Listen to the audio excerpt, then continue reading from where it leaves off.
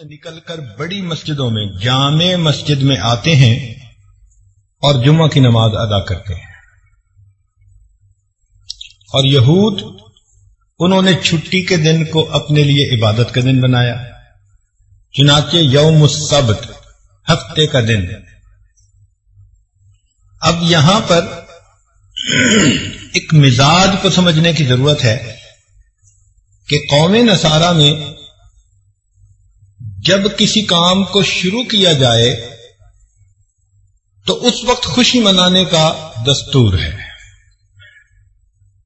کائنات بننی شروع اتوار کے دن ہوئی، اتوار کا دن ان کے لیے عید کا دن. اس لیے آپ دیکھیں گے کہ ان کے ہاں برتھ ڈے منانے کا رواج بہت عام ہے، چونکہ زندگی کی ابتدا ہو رہی ہوتی ہے. جبکہ امت مسلمہ کا مزاج اور ہے. ہمارے ہاں کام مکمل ہونے کا دن خوشی کا دن ہوتا ہے، اس لیے ہم کسی بزرگ کے پیدائش والے دن کو خوشی کا دن نہیں اتنا کہتے جتنا ان کا دنیا سے جانے کا دن خوشی کا دن ہوتا ہے کہ کام مکمل ہو گیا. اسی لیے اپنے اکابر کے سیرت کے جو جلسے کیے جاتے ہیں تو جس دن ان کی شہادت ہوتی ہے، وفات ہوتی ہے، اس دن سیرت کے جلسے کرتے ہیں.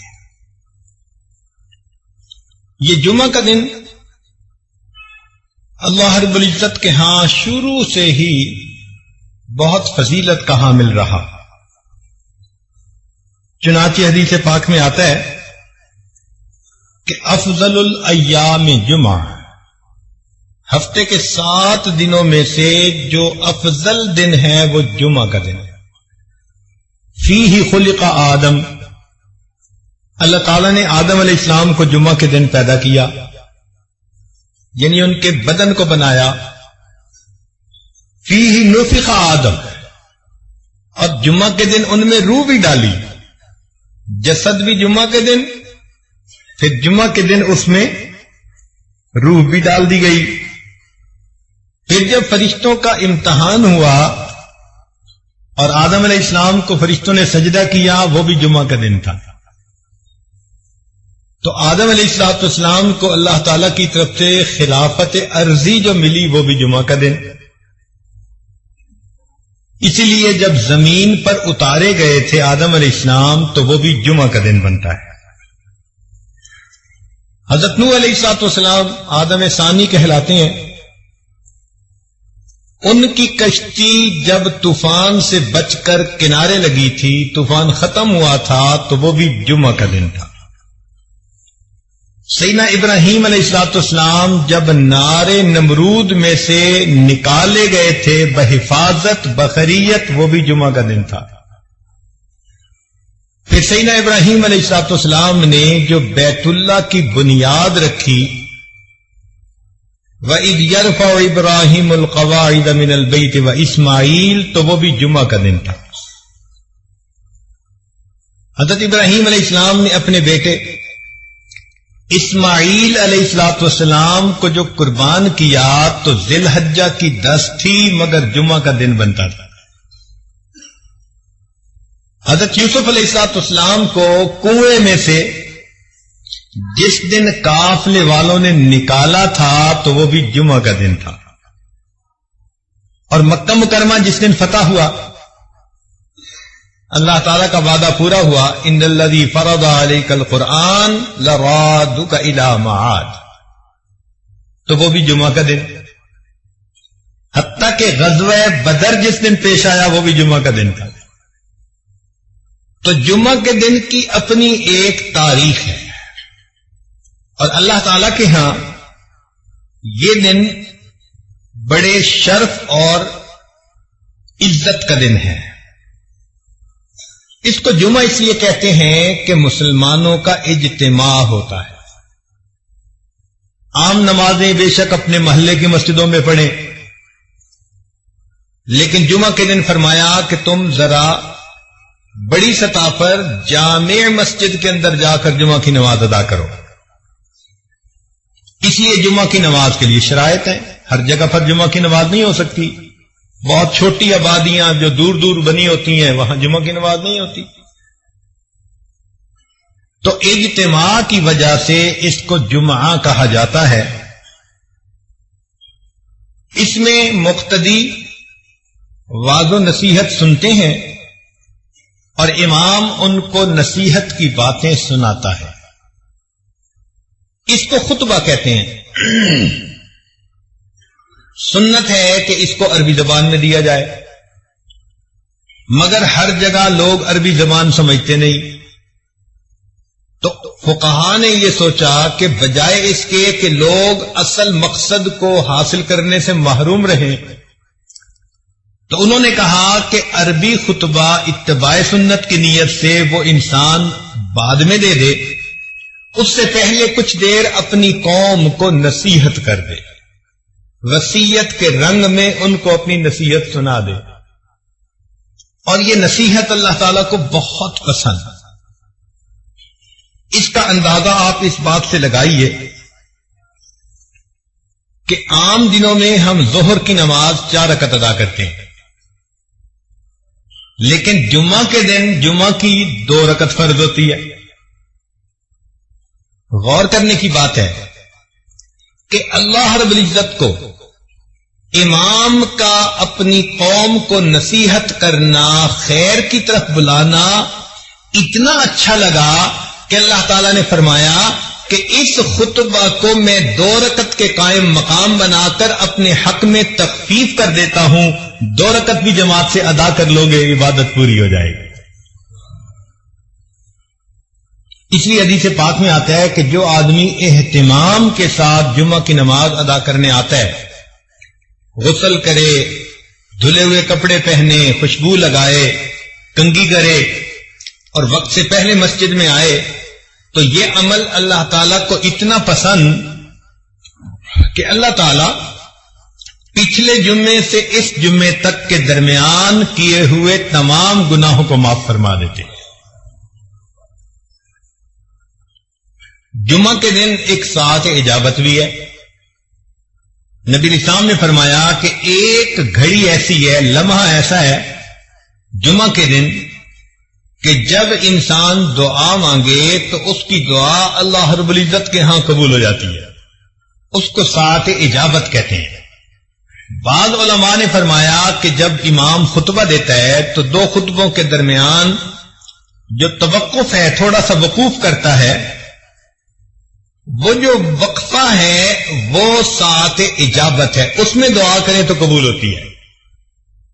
لیکن دوسرے علماء نے یہ کہا، محققین نے، کہ سیدہ فاطمہ الزہرا رضی اللہ تعالیٰ عنہا کی روایت ہے، وہ فرماتی ہیں کہ جمعہ کے دن عصر اور مغرب کے درمیان اللہ نے ساعت اجابت رکھی ہے.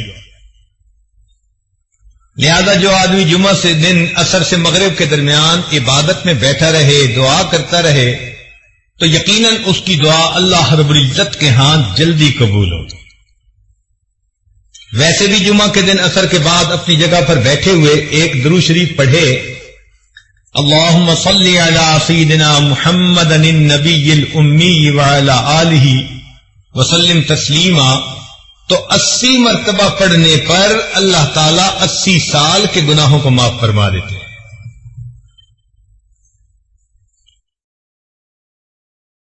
یہ جو اجتماع ہے اس کی اللہ کے ہاں بڑی اہمیت ہے. اس کی دلیل ساری دنیا میں اربوں مسلمان ہیں، لیکن اپنی اپنی جگہ سب دعا مانگتے ہیں. ان کی دعا پر قبولیت کا وعدہ نہیں ہے اللہ کی طرف سے، لیکن اگر اس میں سے چند لاکھ میدان عرفات میں حج کے موقع پر اکٹھے ہو جاتے ہیں تو اب ان کا اکٹھے ہو کر دعا مانگنا اللہ کو اتنا پسند آیا، فرمایا کہ میدان عرفات میں جو بھی دعا مانگتے ہیں اللہ تعالیٰ سب دعائیں قبول فرما لیتے ہیں. تو یہ مل کر مانگنا بھی اللہ کے ہاں ایک مقام رکھتا ہے. ایک بزرگ تھے، مجمع میں دعا مانگتے، کہتے دعا قبول ہو گئی. کسی نے کہا کہ حضرت آپ کو کیسے پتا؟ فرمایا بھئی اتنے لوگ اگر کسی دنیا دار کے دروازے پہ پہنچ جائیں اور اس سے ایک چونی مانگے تو وہ اتنے ہزاروں لوگوں کو چونی دے کے بھیجے گا یا خالی؟ اس نے کہا جی اتنے لوگوں کو تو خالی نہیں بھیجے گا، لحاظ کرے گا۔ فرمایا اس سخی کے لیے چونی دینا مشکل کام ہے، اللہ رب العزت کے لیے اپنے بندوں کو معاف کر دینا یہ آسان کام ہے۔ اب دیکھیے کہ اس جمعے میں خطیب نچوڑ کیا نکالتے ہیں اپنے خطبے کا۔ واعظ و نصیحت کی باتیں کر کے آخر پر خطیب یہ کہہ رہا ہوتا ہے کہ وَلَذِكْرُ اللَّهِ تَعَالَى أَعْلَى وَأَوْلَى وَأَجَلُّ وَأَتَمُّ وَأَهَمُّ وَأَكْبَرُ وَاللَّهُ يَعْلَمُ مَا تَصْنَعُونَ۔ یہ پوری کی پوری نصیحت کا نچوڑ ہوتا ہے۔ اس سے اللہ تعالی کی یاد کی اہمیت کا اندازہ لگا لیجئے۔ اسی لیے جو لوگ جمعہ کا اہتمام نہیں کرتے، اپنے گھروں میں بیٹھے رہتے ہیں، جب دوسری اذان ہوگی تو آئیں گے، کبھی آتے ہیں کبھی نہیں آتے، تو وہ بہت بڑی فضیلت سے محروم ہو جاتے ہیں۔ حدیث پاک میں آتا ہے کہ نبی علیہ الصلوۃ والسلام نے ارشاد فرمایا لوگ جمعہ کی نماز چھوڑنے سے باز رہیں، ورنہ اللہ تعالی او لیختتمن اللہ علی قلوبہم ثم لیکونن من الغافلین، اگر وہ جمعہ کی نماز چھوڑیں گے اللہ تعالی ان کے دلوں پر مہر لگا دیں گے۔ تو دلوں پہ مہر جباریت لگا دی جاتی ہے جو انسان جمعہ کی نماز میں غفلت کرتا ہے۔ اور ویسے بھی سوچئے، قوم یہود نے یوم الست کی ناقدری کی تھی، یوم السبت کی ناقدری کی تھی۔ ان کو کہا گیا تھا کہ اس دن تم نے مچھلیاں نہیں پکڑنی، مگر انہوں نے ہیلے بہانے سے اپنی مرضی پوری کر لی۔ تو یوم السبت کی ناقدری کرنے پر قوم یہود کی شکلیں ظاہر طور پر اللہ نے مسخ کر دی تھیں۔ علماء نے لکھا جو امت مسلمہ کا بندہ جمعہ کے دن کی ناقدری کرے گا اللہ تعالیٰ اس کے من کی باطنی شکل کو مسخ فرما دے گا۔ اس لیے آپ دیکھیں کہ جو بندہ جمعے کا اہتمام نہیں کرتا نا، وہ کسی کام کا نہیں رہتا، دل مسخ ہو جاتا ہے، دل کی شکل اندر کی بدل دی جاتی ہے۔ باقی اللہ رب العزت نے فضیلت دی جمعہ کے دن کو، تو یہ دستور ہے کہ محبوب کی جہاں نظر پڑتی ہے اسی کو شرف مل جاتا ہے۔ تو اللہ تعالیٰ نے انبیاء میں سے کچھ انبیاء کو شرف بخشا،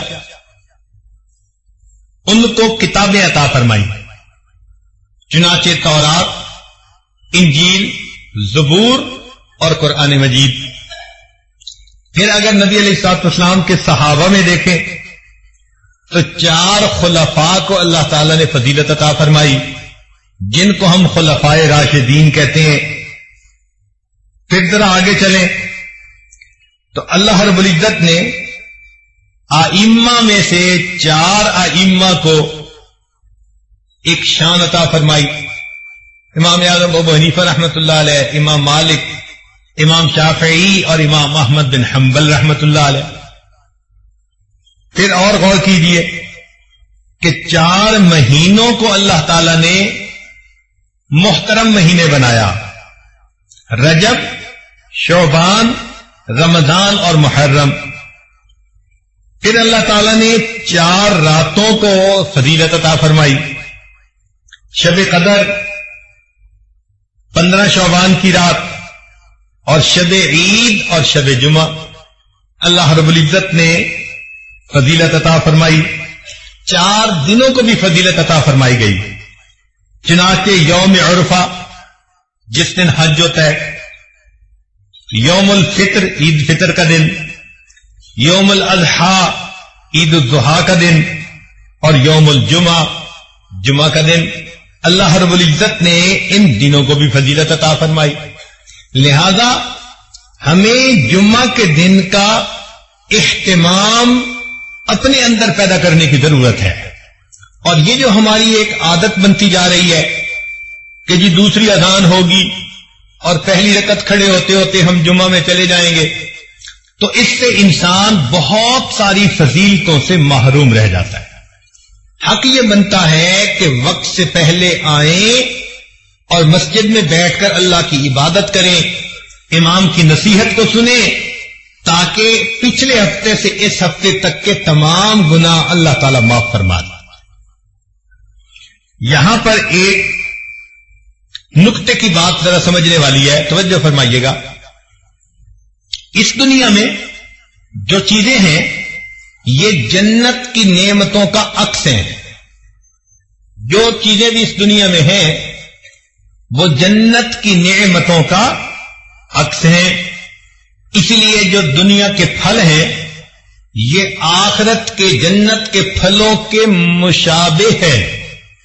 وَأُتُوا بِهِ مُتَشَابِهًا، اللہ تعالیٰ فرماتے ہیں کہ جنت میں پھل ملیں گے جو مشابہ ہوں گے، تو وہاں کے انار یہاں کے انار کی شکل والے ہوں گے، لیکن ان کی کوالٹی، ان کی رنگت، ان کا ذائقہ وہ بہت بہتر ہوگا۔ مگر یہ نہیں ہو سکتا کہ وہاں کے انار یہاں کے آلو کی طرح، یا یہاں کے امرود وہاں کے کیلے کی طرح، نہیں۔ جو شکل یہاں ہے شکل وہی ہوگی، لیکن کوالٹی کے اندر فرق ہوگا، تو مشابہت ہوگی۔ جب ان پھلوں میں مشابہت، تو جیسے دنیا کے گھر ایسے آخرت کے گھر وہ بھی اسی طرح ہوں گے، دروازے ہوں گے، کھڑکیاں ہوں گی، دیواریں ہوں گی، چھت ہوگی، جیسے گھر بنتے ہیں۔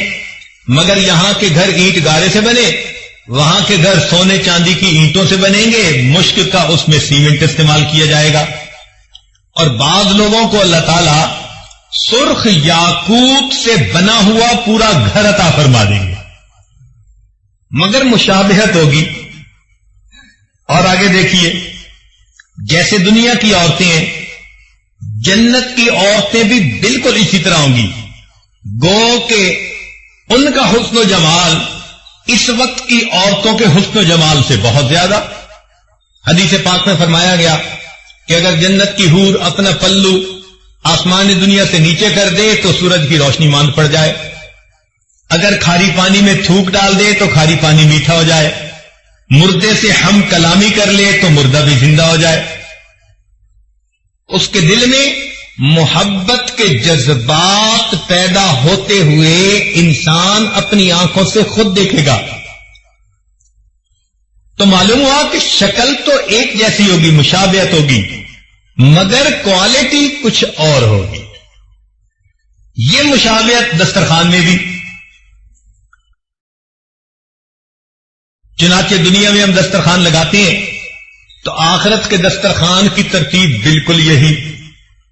اللہ تعالیٰ فرماتے ہیں وَكَأْسٍ مِّن مَّعِينٍ، ہمارے ہاں بھی یہی ہوتا ہے، دسترخوان بچھاؤ، پہلے برتن لا کے رکھو اور پانی مشروب لا کے وہ رکھ دیا کرتے ہیں۔ پھر فرمایا لا يصدعون عنها ولا ينزفون وفاكهة مما يتخيرون، اور پھر ڈرائی فروٹ لا کے رکھ دیا جاتا ہے تاکہ مہمان اگر کچھ لینا چاہیں تو اس میں سے لے لیں۔ جب ڈرائی فروٹ بھی رکھ دیا گیا، پھر کھانے آتے ہیں جو اصل ڈشز ہوتی ہیں، تو فرمایا وَلَحْمِ طَيْرٍ مِّمَّا يَشْتَهُونَ، پھر بھنا ہوا گوشت آئے گا جس کے کھانے کی لوگ اشتہا رکھتے ہیں۔ تو ترتیب جو دنیا میں وہی ترتیب آخرت کی۔ تو جب یہ بات سمجھ آ گئی کہ دنیا کی نعمتیں آخرت کی نعمتوں کا عکس ہیں، جو یہاں معاملہ ہوگا ویسا ہی معاملہ آخرت میں، مگر وہاں کی کوالٹی، وہاں کی لذتیں وہ ایسی ہوں گی کہ دنیا کو اس کے ساتھ کوئی نسبت ہی نہیں ہے، مگر عکس ضرور ہے۔ تو جب یہ بات سمجھ میں آ گئی کہ دنیا کی نعمتیں آخرت کی نعمتوں کا عکس ہیں، اب حقیقت کی بات سمجھیے کہ جمعہ کو فضیلت اس لیے ملی کہ یہ آخرت کی ایک نعمت کا عکس ہے۔ وہ کون سی نعمت؟ حدیث پاک میں آتا ہے کہ جنتی جب جنت میں جائیں گے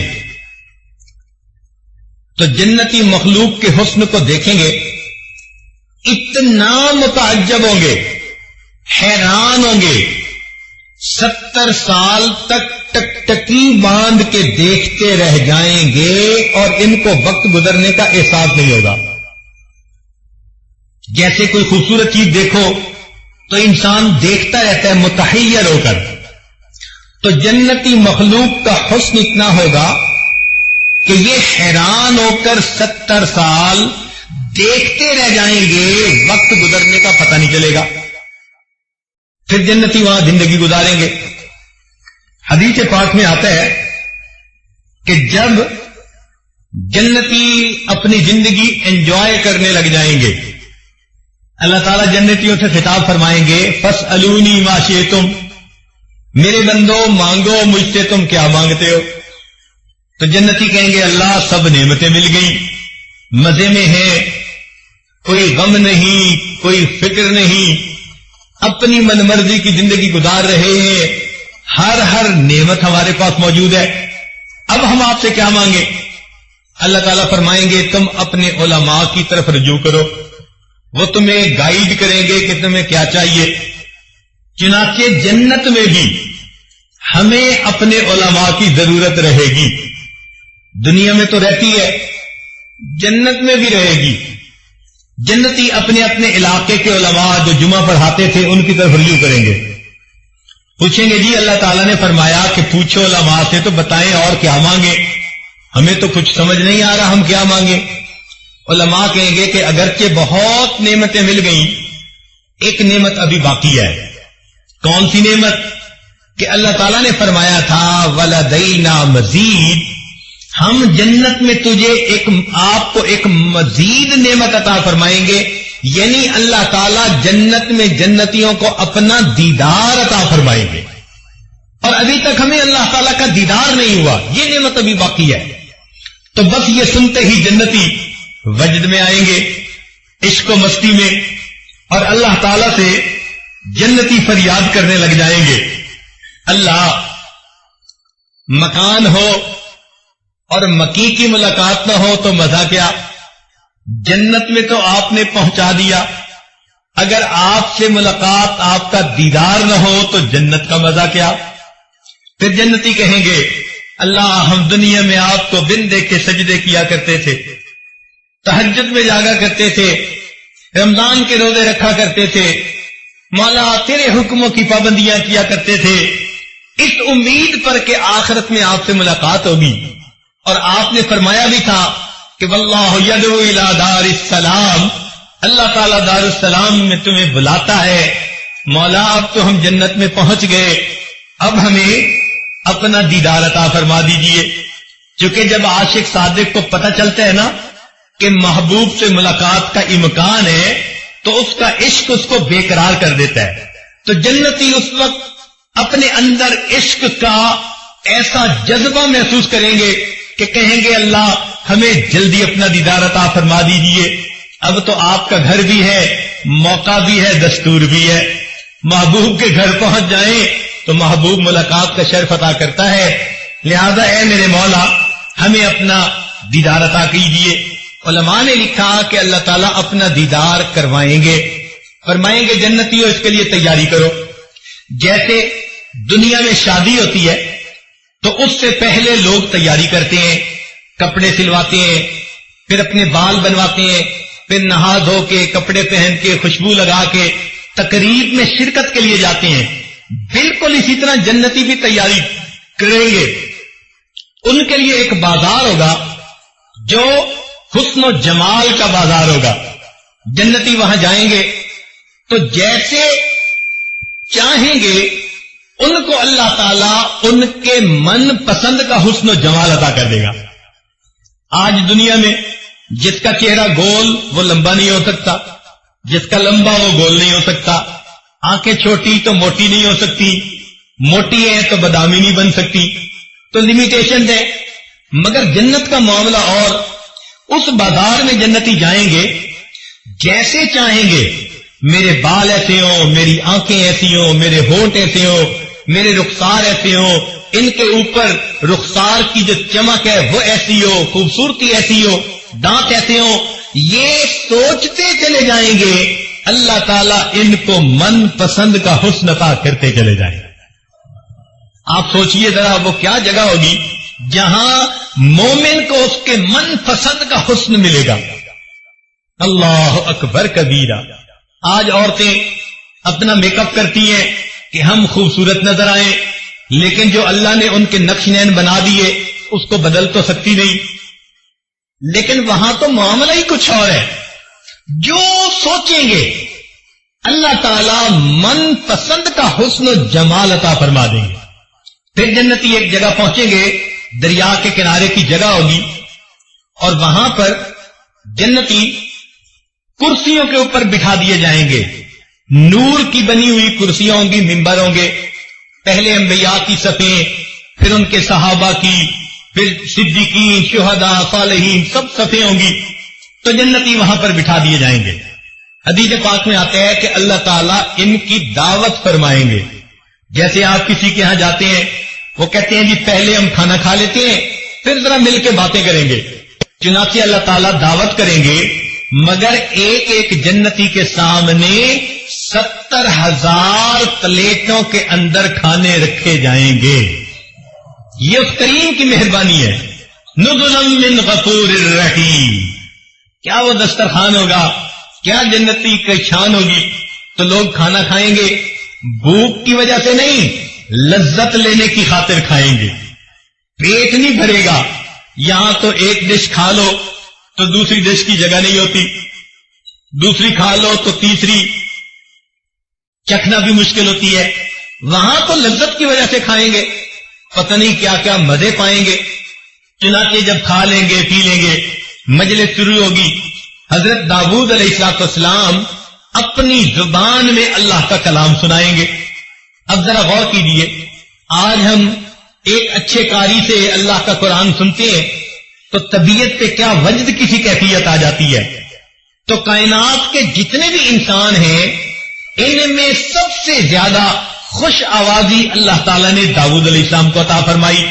لہن داؤدی مشہور ہے، قرآن مجید میں ہے کہ جب وہ زبور پڑھتے تھے تو چلتا پانی رک جاتا تھا، پرندے ان کے جو ہے وہ کندھے پہ آ کر بیٹھ جاتے تھے۔ اللہ اکبر، کیا آواز ان کی سریلی ہوگی، کیا سوز ہوگا ان کی آواز میں، وہ اللہ کا قرآن سنائیں گے۔ بعض روایتوں میں آیا نبی علیہ السلام بھی اللہ کا قرآن سنائیں گے، مگر یہ بات پکی کہ پھر ایک وقت آئے گا کہ جب اللہ تعالیٰ خود قرآن کی تلاوت فرمائیں گے، سورہ یاسین کی تلاوت فرمائیں گے۔ اب وہ کیا عجیب منظر ہوگا بھائی کہ جب اللہ رب العزت تلاوت فرمائیں گے اور اس کے بندے سن رہے ہوں گے، اس لذت کو الفاظ میں بیان ہی نہیں کیا جا سکتا۔ جب یہ سب باتیں ہو جائیں گی تو پھر اللہ تعالیٰ جنتیوں کو اپنا دیدار عطا فرمائیں گے۔ وہ دیدار کیسے ہوگا؟ بے جہت ہوگا، بے کیف ہوگا، بے شبہ ہوگا، بے مثال ہوگا۔ ہم نہ سمت کا تعین کر سکتے ہیں، نہ کیفیت کا، نہ کسی چیز سے تشبیہ دے سکتے ہیں، نہ مثال دے سکتے ہیں۔ بس اتنا ہے کہ جیسے سب لوگ آسمان پہ چاند کو دیکھ لیتے ہیں، کوئی دقت نہیں ہوتی، سب لوگ اپنی اپنی جگہ پر اللہ کا دیدار کر لیں گے۔ اب وہ دیدار کی کیفیت ہماری سوچ سے بالا تر ہے، مگر دیدار نصیب ہوگا۔ جب دیدار نصیب ہوگا تو جیسے دنیا میں آندھی آتی ہے تو مٹی ہر طرف اڑتی ہے، تو جب اللہ تعالیٰ کا دیدار ہوگا تو ایک نور کی آندھی آئے گی اور ہر جگہ نور ہی نور ہوگا۔ وہ نور جنتیوں کے چہروں پہ سج اور خطیب سے قریب تر بیٹھنے کی کوشش کرے گا، اس کی عادت کے مطابق اللہ جنت میں بھی اپنے قرب کا دیدار عطا فرمائیں گے، اگلی صفوں میں جگہ عطا فرمائیں گے۔ میرا یہ بندہ پوری زندگی جمعے کا اہتمام کرتا رہا، یہ خطیب کے قریب ہو کے بیٹھتا تھا، چونکہ دنیا کی یہ نعمت عکس ہے جنت کی نعمت کا، لہذا فرمائیں گے کہ دنیا میں یہ خطیب سے قریب ہو کے بیٹھتا تھا، وقت سے پہلے آتا تھا، لہذا یوم مزید جب اللہ رب العزت کا دیدار ہوگا تو اس بندے کو بھی اگلی صفوں میں اللہ تعالیٰ جگہ عطا فرما دے.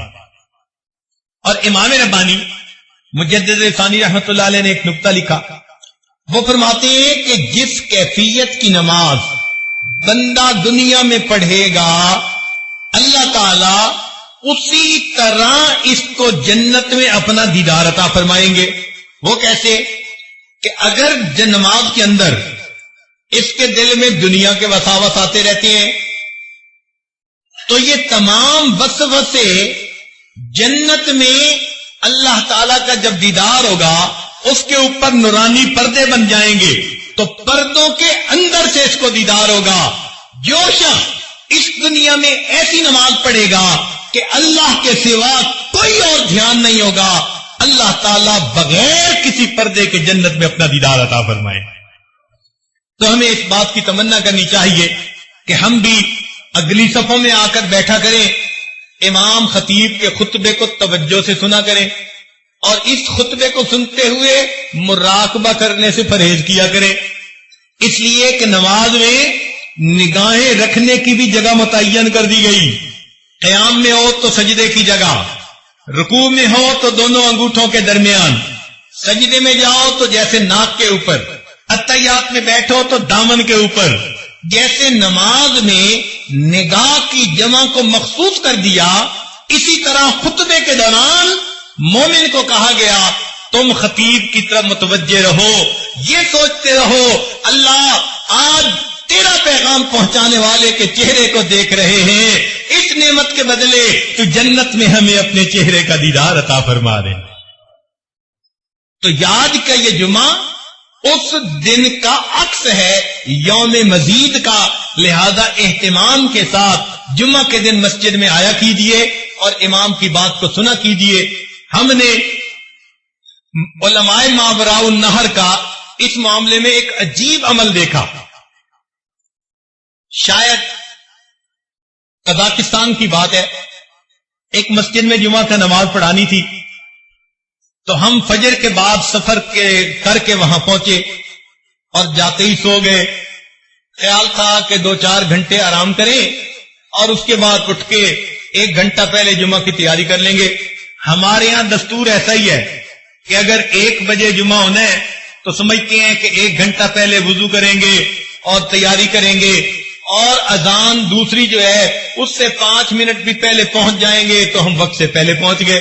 ہمارے ہاں کی کچھ عادت ایسی بنی ہوئی ہے. چنانچہ مجھے 10 بجے دن میں اٹھنا ہوا تو خیال تھا کہ بھئی نہا لیں, غسل کر لیں. جب باہر نکلے تو دیکھا کہ مسجد لوگوں سے بھری ہوئی ہے. اندازاً ایک مسجد میں اس وقت کوئی 500 بندے موجود تھے. اتنے لوگوں کو دیکھ کر مجھے خیال ہوا شاید کسی کی وفات ہوئی یا کوئی دعا کا مسئلہ ہے کہ اتنے لوگ آج پہلے سے موجود, اور جمعے کا وقت تو 1 بجے تھا. تو میں نے وہاں کے جو مفتی صاحب تھے ان سے پوچھا خیریت تو ہے, اتنے لوگ کیسے؟ کہنے لگے جی جمعہ کے لیے آئے. میں نے پوچھا کہ ٹائم کیا ہوا؟ کہنے لگے 10 بجے. جمعہ کتنے بجے ہوگا؟ کہنے لگے 1 بجے. تو مجھے ذرا حیرت ہوئی, تو حیرت میں دیکھ کر انہوں نے کہا کہ ہمارے ہاں علماء نے عوام کو یہ بات اچھی طرح ذہن نشین کروائی ہے کہ جمعہ کی یہ مجلس یوم مزید کی اس مجلس کا عکس ہے. لہذا تم جیسے چاہتے ہو کہ مجھے قیامت کے دن اللہ کے قرب کا مقام ملے اور اللہ کا دیدار نصیب ہو, تو تم اللہ کا دیدار کرنے کی نیت سے جمعہ کے دن تیاری کر کے اسی جذبے سے آیا کرو. اللہ میں اپنے گھر میں تیار ہوا اور میں نکل رہا ہوں اپنے گھر سے, وقت سے پہلے جا رہا ہوں کہ تیری جو ہے جگہ پر جو ہے میں جاؤں گا مسجد میں اور آپ کے عاشقوں میں مل کر بیٹھوں گا. لہذا جس جذبے کے ساتھ آج مومن گھر سے تیار ہو کے آتا ہے, مسجد میں وقت سے پہلے بیٹھ جاتا ہے, بالکل یہ عکس ہے. اللہ تعالیٰ اسی حساب سے جنت میں اس کو بھی اپنا دیدار عطا فرمائیں گے. لہذا لوگ 10 بجے مسجد میں آ جاتے ہیں, تلاوت کرتے ہیں, صلاۃ التسبیح پڑھتے ہیں, سورہ کہف پڑھتے ہیں, استغفار اور ذکر کرتے ہیں کلمے کا, اور اپنی قضا نمازیں پڑھتے ہیں, اور 2-3 گھنٹے کی عبادت کے بعد پھر خطیب کا خطبہ سن کے جمعہ کی نماز پڑھ کے جاتے ہیں، پتہ چلتا ہے واقعی انہوں نے جمعہ کے دن کو عید کا دن سمجھا۔ اللہ تعالیٰ بھی ہمیں جمعے کا ایسا اہتمام کرنے کی توفیق عطا فرمائے۔ تو اللہ رب العزت ہمیں بھی جمعہ کے دن کا اہتمام کرنے کی توفیق عطا فرمائے کہ ہم بھی وقت سے پہلے تیار ہو کے اور نہا دھو کے اچھے کپڑے پہن کے مسجد میں آیا کریں اور یہاں آ کر عبادت کیا کریں۔ دیکھیے جمعہ کے دن ہم آرام کے ساتھ نمازیں اپنی قضا پڑھ سکتے ہیں، جمعہ کے دن ہم کلمہ شریف کا ورد کر سکتے ہیں، استغفار پڑھ سکتے ہیں، اللہ کی یاد میں بیٹھ کے لمبی دعائیں مانگ سکتے ہیں۔ آگے پیچھے تو مصروفیت کی وجہ سے وقت نہیں ملتا، لیکن جن لوگوں کے پاس فرصت ہوتی ہے، خاص طور پر جو کاروباری لوگ ہیں، ان کو تو اللہ نے صاف فرما دیا اذا نودی للصلاۃ من یوم الجمعہ فاسعوا الی ذکر اللہ وذروا البیع۔ پتہ چلا کہ یہ نماز اتنی اللہ کے ہاں وقار والی، عزت والی ہے کہ حلال بزنس جو تھا فرمایا اذان کے بعد اب وہ بھی کرنا تمہارے لیے منع ہے، چھوڑ دو اس کو اور آ جاؤ میرے گھر کی طرف۔ ہم بھی اللہ تعالیٰ کی اس آواز پر لبیک کہتے ہوئے مسجدوں میں آیا کریں، جمعہ کی ان گھڑیوں سے ہم برکتیں حاصل کیا کریں۔ ہم ایک طرف تو جمعہ کی برکتیں حاصل نہیں کرتے اور دوسری طرف پھر شکوے کرتے پھرتے ہیں، پریشانیاں دور نہیں ہوتی، مصیبتیں ختم نہیں ہوتی، اور جی کیا کریں، پریشان ہی پریشان ہے، پتہ نہیں کوئی کیا وقت ہو گیا، کسی نے کاروبار باندھ دیا، رشتے باندھ دیے۔ یہ سب ہاتھوں کی اپنی کمائی ہوتی ہے۔ اللہ تعالیٰ نے جو موقع دیے اپنی ذات سے حاصل کرنے کے، ان موقعوں کو ضائع نہ کیجیے، جمعے کا اہتمام پیدا کر لیجیے، بلکہ جمعے کے دن کو کہ اس وقت کو غنیمت سمجھ کر اللہ کی عبادت میں کچھ وقت جو ہے وہ لگایا کیجیے۔ مسجد میں آ کر فقط خطیب کا خطبہ ہی نہیں سننا ہوتا، بلکہ اس میں نمازیں پڑھ کر اپنے رب کو منانا ہوتا ہے، اپنے دل کو دھونا ہوتا ہے۔ ہفتے میں چلو ایک مرتبہ ہی ہمیں ایسی مجلس مل جائے تو شاید ہمارے دل صاف ہو جائیں۔ یہ دل کی گندگیاں، یہ دل کے پیمانے جو اس وقت آج خاموش ہو چکے ہیں، دل کے نئے خانے مئے مغرب نے کر ڈالے خاموش، جو آج یہ اندر کا سواد ختم ہو چکا۔ ہم مسجد میں آیا کریں اور اللہ تعالیٰ سے لو لگا کر بیٹھیں، میرے مولا مہربانی فرما دیجئے گا، ہمارے حال پر رحمت کی نظر فرما دیجئے گا، ہماری اندر کی کیفیت بنے گی۔ اور اگر ہم جمعے کی نماز بھی نہیں پڑھیں گے، جیسے دفتروں کے بہت سارے لوگ بہانے کر لیتی ہیں، او جی ہم دفتر میں کام کرتے ہیں، ہمیں تو جمعے کی فرصت نہیں ملتی، تو یقین کیجئے جو انسان جمعے کی ناقدری کرتا ہے، اللہ تعالیٰ پھر ان کے من کی شکلوں کو اسی طرح مسخ کر دیتا ہے جیسے یوم السبت کی ناقدری کرنے سے اللہ نے یہود کی شکلوں کو مسخ کر دیا تھا۔ چنانچہ مشہور واقعہ ہے، امام شاہ ولی اللہ محدث دہلوی رحمت اللہ علیہ کے بیٹے شاہ عبد العزیز رحمت اللہ علیہ، وہ اپنے گھر کے قریب مسجد بنی ہوئی تھی جس کو مسجد بیت کہتے ہیں، وہیں پر اپنی نمازیں 5 جماعت کے ساتھ ادا کر لیتے تھے، لیکن جمعہ کی نماز کے لیے گھر سے چل کے دہلی کی جو شاہی مسجد ہے وہاں پر آیا کرتے تھے۔ لوگ ان کے ساتھ بڑی محبت کا تعلق رکھتے تھے، ان کا چہرہ اتنا منور تھا، ایک نظر دیکھنے کے لیے لوگ تڑپتے تھے۔ تو حضرت گھر سے چل کے جاتے، ساتھ ایک خادم ہوتا تھا، چنانچہ جمعہ کے لیے جاتے، مگر کچھ وقت کے بعد حضرت کا معمول بدل گیا۔ جب آپ باہر نکلتے سر کے اوپر ایک کپڑا ڈال لیا کرتے تھے بازار میں سے گزرتے ہوئے، اور اس طرح مسجد پہنچتے تھے۔ آپ کا خادم بھی حیران، لوگ بھی حیران۔ اب کئی خادم جن کو خدمت کرتے کرتے کافی وقت گزر جائے، وہ ذرا آدمی کے ساتھ بڑے کھلی بات کرنے کے عادی بن جاتے ہیں۔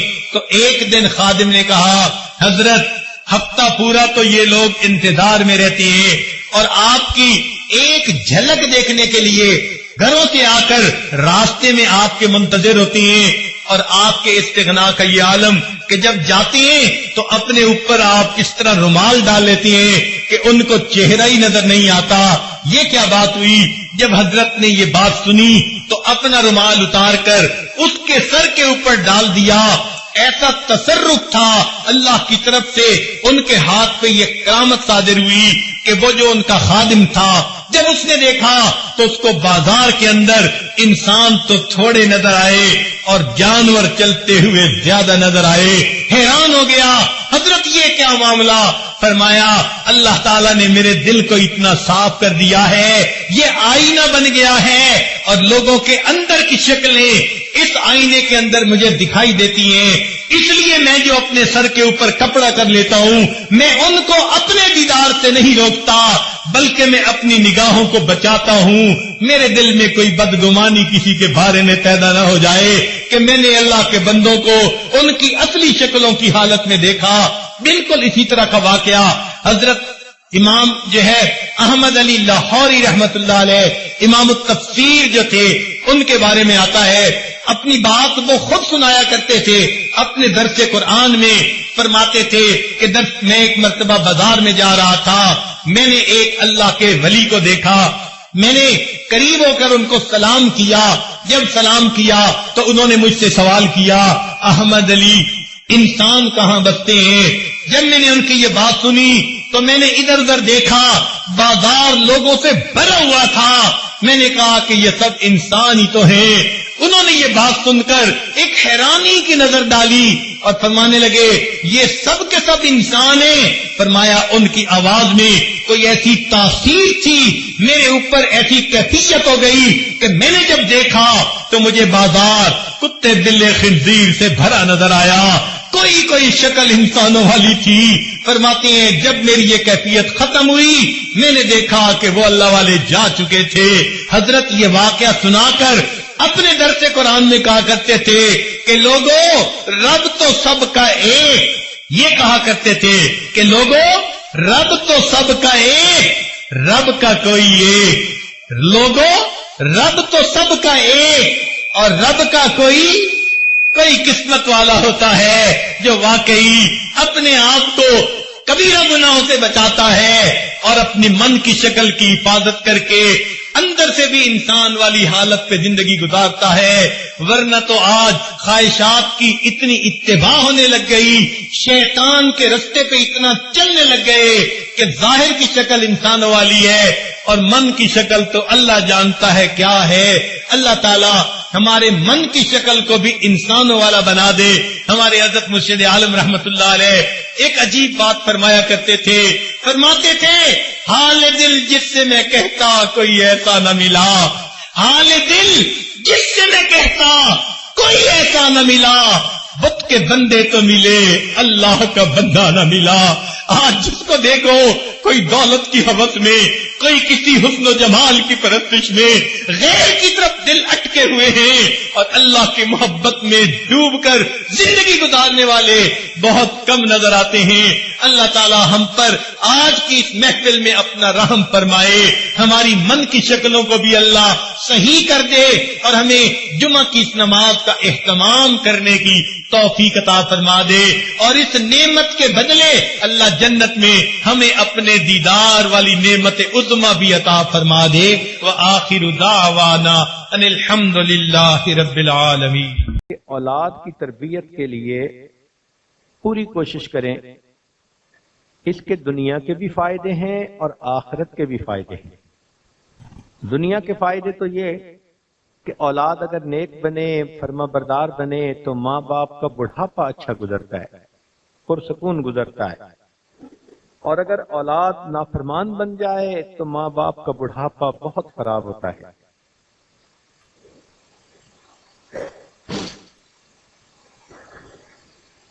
چنانچہ جو حقوق ماں باپ کے اولاد پر ہیں وہ ماں باپ ادا کرے. اگر ماں باپ تربیت پہ توجہ نہیں دیں گے تو قیامت کے دن ان کو اس کا جواب دینا پڑے گا.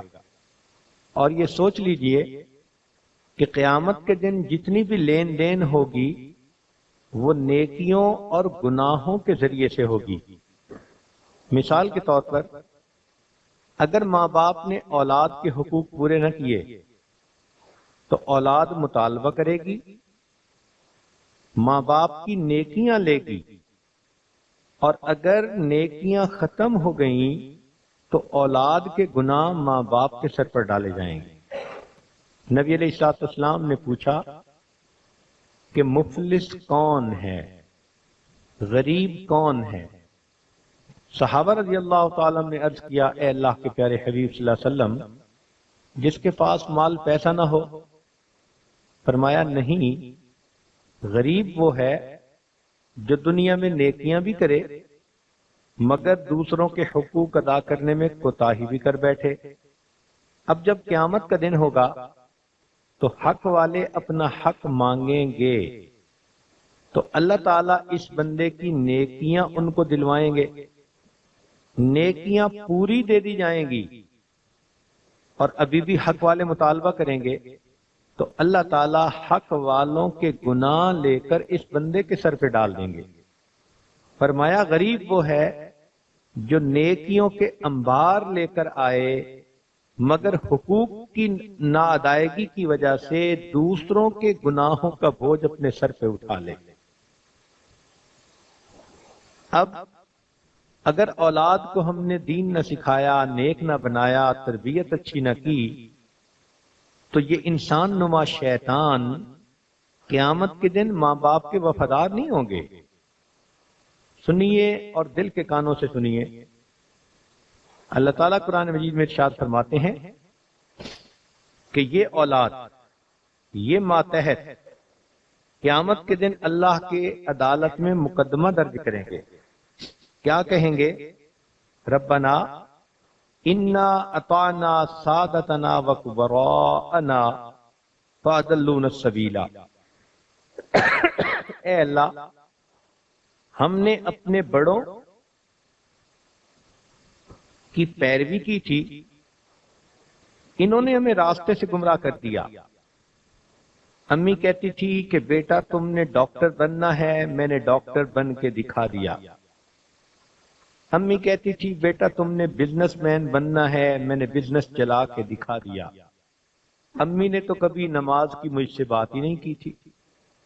امی تو کہتی تھی بیٹا روزے رکھو گے تو کمزور ہو جاؤ گے۔ تو انہوں نے ہمیں دین سکھایا ہی نہیں۔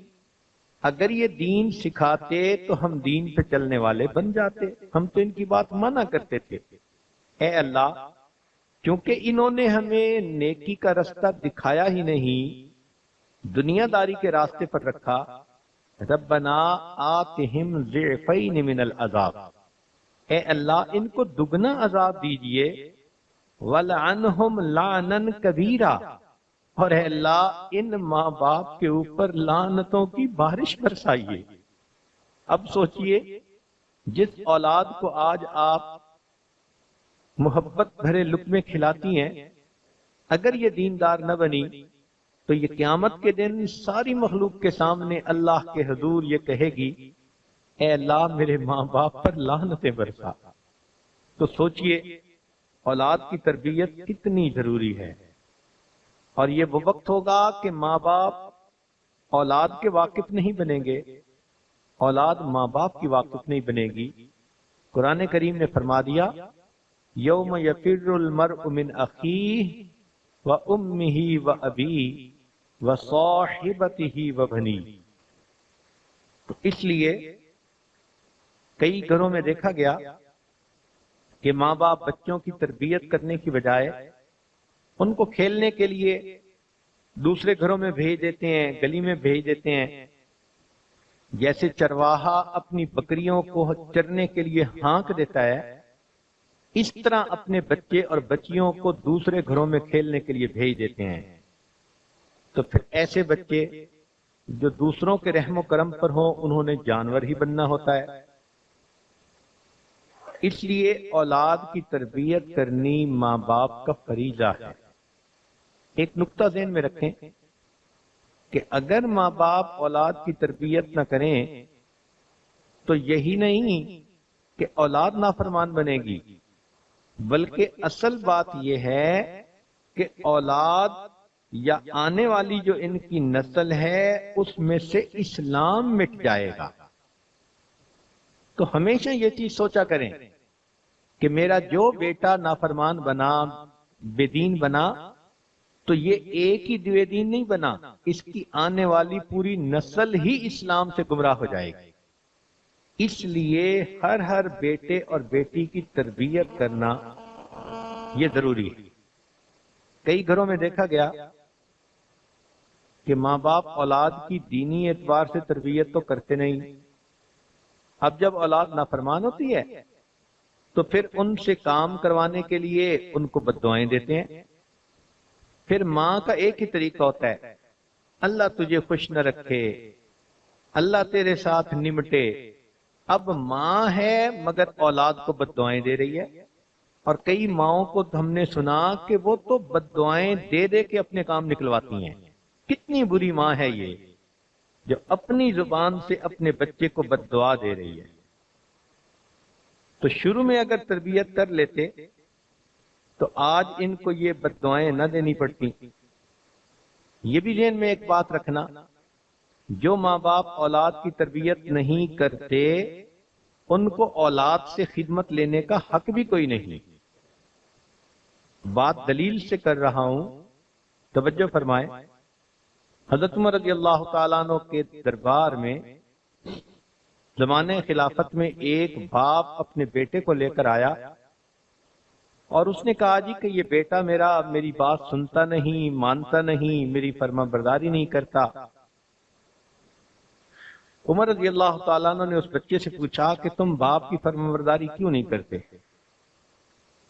اس بچے نے آگے سے پوچھا کہ امیر المومنین، کیا ماں باپ کے بچوں پر حقوق ہیں یا کچھ اولاد کے بھی ماں باپ پر حق ہیں؟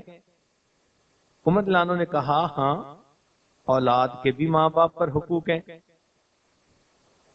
پوچھا جی کون کون سے؟ عمر رضی اللہ عنہ نے فرمایا کہ اولاد کا پہلا حق یہ کہ ان کے لیے دیندار ماں ڈھونڈے جو اچھی ماں ہو، اور دوسرا حق یہ ہے کہ جب اولاد پیدا ہو ان کا اچھا نام رکھے، اور تیسرا حق یہ ہے کہ ان کو قرآن دین کی تعلیم دے۔ اس نے کہا امیر المومنین، میرے والد نے مجوسیہ عورت سے شادی کی تو پہلی بات بھی پوری نہ ہوئی۔ جب میں پیدا ہوا تو میرا نام جعل رکھا، جس کا مطلب ہوتا ہے کالے رنگ والا، نام بھی برا۔ تیسرا، اس نے مجھے قرآن کی تعلیم تک بھی نہ دی، تو میرا تو کوئی بھی حق ادا نہ کیا میرے باپ نے۔ عمر رضی اللہ عنہ نے جب یہ سنا تو والد کو فرمایا کہ جب تم نے اولاد کا حق ہی پورا نہیں کیا تو تمہیں ان سے فرما برداری کا حق بھی نہیں ملتا۔ یہ کہہ کر عمر رضی اللہ عنہ نے اس مقدمے کو خارج کر دیا۔ تو اگر اولاد کی تربیت اچھی نہیں کرنی تو پھر بددعائیں دے کے ان سے خدمت کیوں کرواتی ہیں؟ سوچیں کہ بھئی ہم نے قصور کیا تھا، ہم نے ہی اس بچے کے ساتھ زیادتی کی تھی، ظلم کیا تھا، اس کی تربیت نہ کی۔ تو اس لیے یہ ماں باپ کی ذمہ داری ہے کہ وہ اولاد کی اچھی تربیت کریں، ورنہ قیامت کے دن اولاد ماں باپ کے خلاف مقدمہ دائر کرے گی۔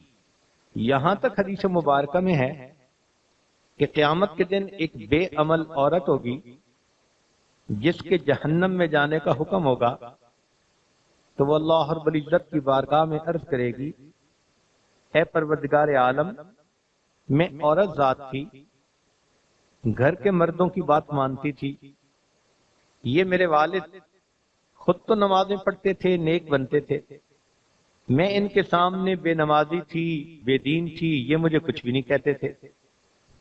یہ میرا خامند ہے، یہ خود تو دیندار بنتا تھا، مجھ سے محبت بھی کرتا تھا، مگر مجھے دین کے بارے میں کوئی گائیڈ نہیں کرتا تھا۔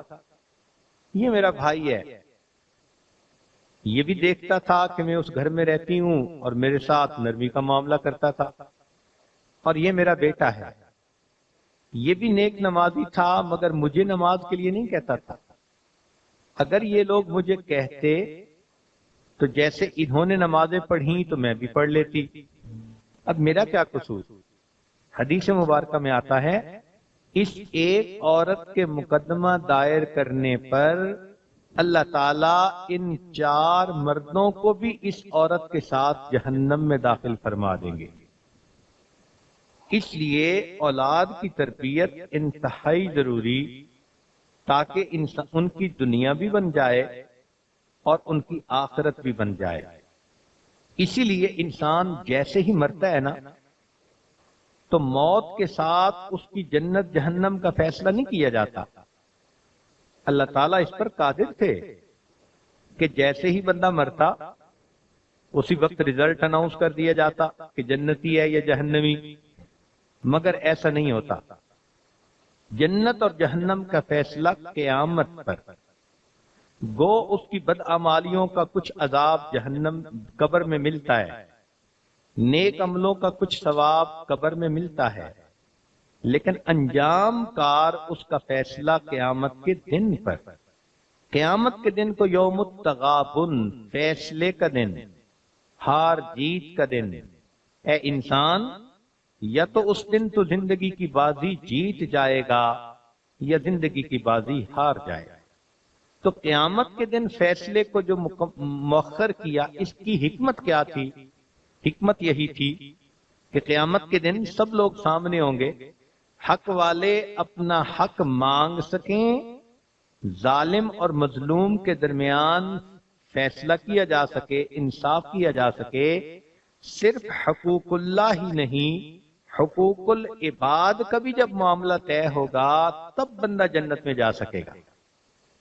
اس لیے قیامت کا دن ایک اہم دن ہے۔ ذہن میں رکھنا کہ ہونے والی اولاد یا تو ماں باپ کے لیے ذریعہ ثواب بنتی ہے یا ماں باپ کے لیے وسیلہ عذاب بنتی ہے۔